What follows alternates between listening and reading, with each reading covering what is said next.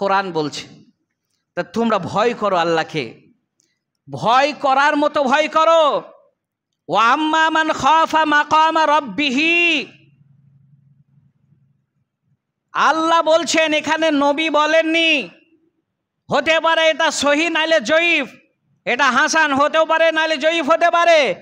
Direct কোরআন বলছে, 30 পারা খুলে দেখেন, সূরা নাজিয়ার ভেতরে ভরা আছে, ওয়া আম্মা মান খাফা মাকামা রাব্বিহি।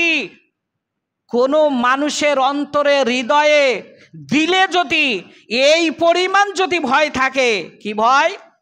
আমাকে আল্লাহর সামনে দণ্ডায়মান হতে হবে, আল্লাহর সামনে আমাকে দাঁড়াতে হবে, আমার জিন্দেগির হিসাব লাগবে। এই যে আল্লাহর সামনে দাঁড়িয়ে আমাকে হিসাব দিতে হবে, এই ভয়টা যদি আপনার ভেতরে থাকে। নাম্বার 2, ওয়ানাহার নাফসা আনিল হাওয়া, আর মন যা চাই জিন্দেগি করব এটা নয়। পৃথিবীতে যত নোংরামি আর ভণ্ডামি আছে সকলের মুখে লাথি মেরে দিয়ে সামনের রাস্তা যদি আপনি দেখতে পারেন, তাহলে আপনার জন্য স্বয়ং আল্লাহ একটা সুখবর দিলেন, কি নেবেন না?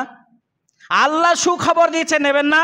ফাইনাল জান্নাতা হিয়াল মাওয়া। আল্লাহ বলছেন, বান্দা তুমি বকশিসটা নেবে না?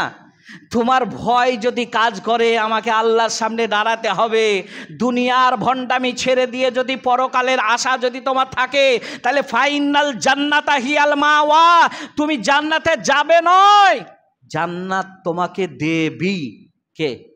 আল্লাহ। আল্লাহ তোমাকে জান্নাত দেবে, এটা তুমি ভাবলেন না তো? চলেন আমি মূল আলোচনার দিকে চলে যাই। হযরতে ওমর ফারুক